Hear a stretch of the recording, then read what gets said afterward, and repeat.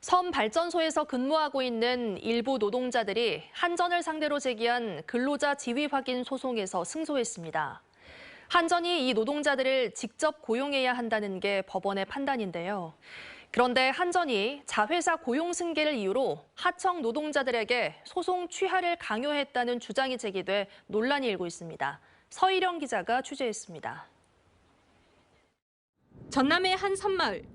전기 공급을 위해 지난 1983년에 발전소가 지어졌습니다.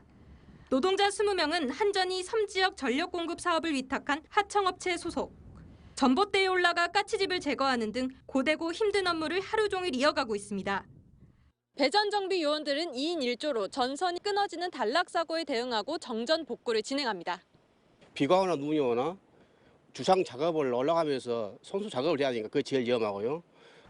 육지로부터 전기 공급이 어려운 전국 65개 섬에 발전소가 있는데 노동자들은 모두 한전과 위탁 운영 계약을 맺은 하청업체 소속입니다. 이 가운데 일부 노동자들은 지난 2020년 법원에 근로자 지위 확인 소송, 이른바 한전 직원임을 인정해달라는 소송을 제기했고 지난해 1심에서 승소했습니다.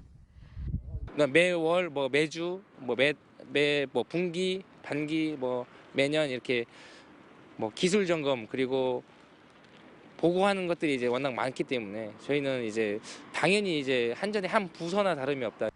감사원 감사와 국정감사에서도 한전은 선발전소 운영 수의계약과 불법 파견 문제에 대한 개선 요구를 받았습니다. 한전과 위탁 운영업체 그리고 노조는 그동안 4차례 도서근로자 상생방안 협의회를 열었습니다. 하지만 직접 고용은 차일피일 미뤄졌고 협의회 자리에서 노동자들에게 소송 취하 압박이 있었다는 주장까지 제기됐습니다. 소송 취하를 하면은 자회사 전환을 해주겠다. 단 소송 취하를 하지 않으면은 너희를 계속 고용할 수가 없다라고 일방적인 그리고 아주 통보에 가까운 그런 협의회를. 이런 가운데 한전은 올해 초 선발전소 위탁 운영업체에 2월 말 계약 종료를 통보했습니다.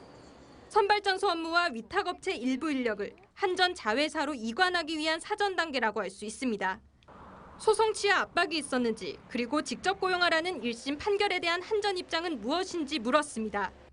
한전은 서면 답변을 통해 노동자 고용 불안 해소와 공익적 역할을 고려한 합리적인 도서전력 설비 위탁 운영 업무 방안을 정부와 협의해 조속히 마련할 계획이라는 원론적인 답변만 내놨습니다. 선발전소 일부 노동자들은 1심에서 승소를 하고도 한전 자회사로 옮길 수도 없고 결국 일자리를 잃을지도 모르는 상황에 처해 있습니다. MBC 뉴스 서희령입니다. 언제 어디서나 내 손 안의 뉴스. 광주 MBC 뉴스 유튜브 구독으로 함께하세요.